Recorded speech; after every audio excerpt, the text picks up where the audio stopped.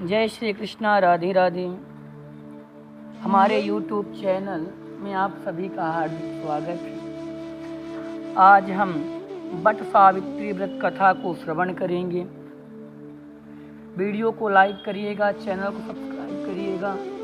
आइए कथा में। विवाहित महिलाओं के बीच अत्यधिक प्रचलित ज्येष्ठ कृष्ण अमावस्या के दिन आने वाले सावित्री व्रत की कथा निम्न प्रकार से है। भद्र देश के राजा थे जिनका नाम अश्वपति था। भद्र देश के राजा अश्वपति के कोई संतान ना थी।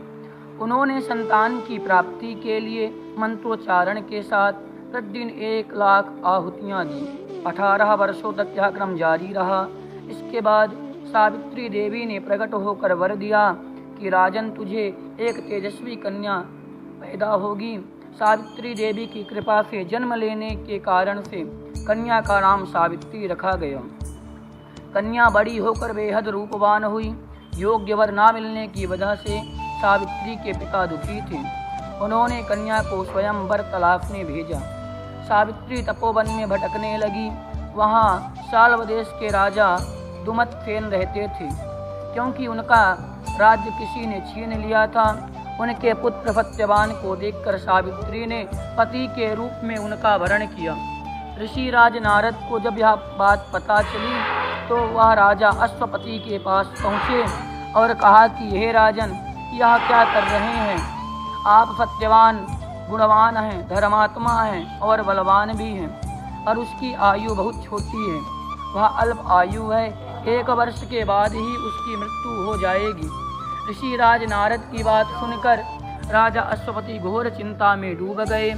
सावित्री ने उनसे कारण पूछा तो राजा ने कहा, पुत्री, तुमने जिस राजकुमार को अपने वर के रूप में चुना है वह अल्प आयु है।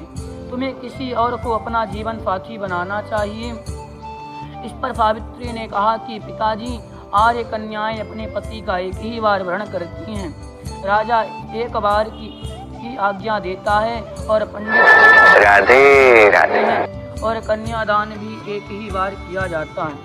सावित्री हट करने लगी और बोली, मैं सत्यवान से ही विवाह करूंगी। राजा अश्वपति ने सावित्री का विवाह सत्यवान से कर दिया। सावित्री अपने ससुराल पहुँचते ही पापपुर की सेवा करने लगी। समय बीतता चला गया। नारद मुनि ने सावित्री को पहले ही सत्यवान की मृत्यु के दिन के बारे में बता दिया था। वह दिन जैसे जैसे करीब आने लगा, सावित्री अधीर होने लगी। उन्होंने 3 दिन पहले से उपवास शुरू कर दिया। नारद मुनि द्वारा कथित निश्चित तिथि पर पितरों का पूजन किया। वह दिन की तरह सत्यवान उस दिन भी लकड़ी काटने जंगल चले गए। साथ में सावित्री भी गई। जंगल में सत्यवान पहुंचकर सत्यवान लकड़ी काटने के लिए पेड़ में चढ़ गए। तभी उसके सिर में तेज दर्द होने लगा। दर्द से व्याकुल सत्यवान पेड़ से नीचे उतर गए। सावित्री अपना भविष्य समझ गई। सत्यवान के सिर को गोद में रखकर सावित्री सत्यवान का सिर फैलाने लगी। तभी वहाँ यमराज आते दिखे। यमराज अपने साथ सत्यवान को ले जाने लगे। सावित्री भी उनके पीछे पीछे चल पड़ी। यमराज ने सावित्री को समझाने की कोशिश की कि यही विधि का विधान है, लेकिन सावित्री नहीं मानी। सावित्री के निष्ठा और पतिपरायणता को देखकर यमराज ने सावित्री से कहा कि हे देवी, तुम धन्य हो, तुम मुझसे कोई भी वरदान मांगो। सावित्री ने कहा कि मेरे सासुर वनवासी और अंधे हैं, उन्हें आप दिव्य ज्योति प्रदान करें। यमराज ने कहा, ऐसा ही होगा, जाओ अब लौट जाओ। लेकिन सावित्री अपने पति सत्यवान के पीछे पीछे चलती रही। यमराज ने कहा, देवी तुम वापस जाओ।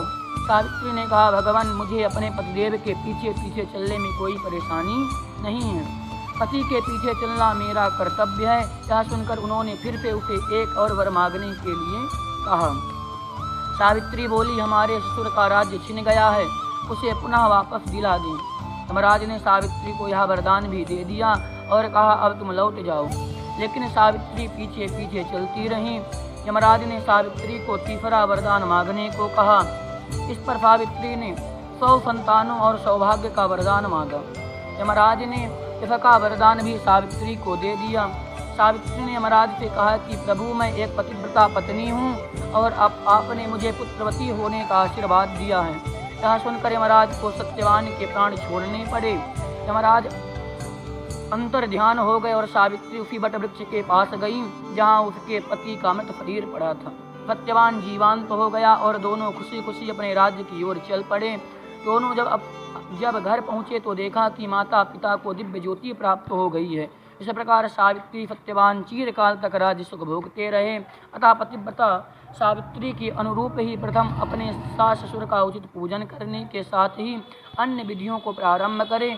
बट सावित्री व्रत करने और इस कथा को सुनने से उपवासक के वैवाहिक जीवन का जीवन साथी की आयु पर किसी प्रकार का कोई संकट आया भी हो तो वो टल जाता है। बोले वट सावित्री व्रत की जय, वृंदावन बिहारी लाल की जय। जय जय श्री राधे श्याम। इसी प्रकार की कथा को सुनने के लिए हमारे YouTube चैनल को सब्सक्राइब करें और वीडियो को शेयर करें। जय श्री कृष्णा, राधे राधे।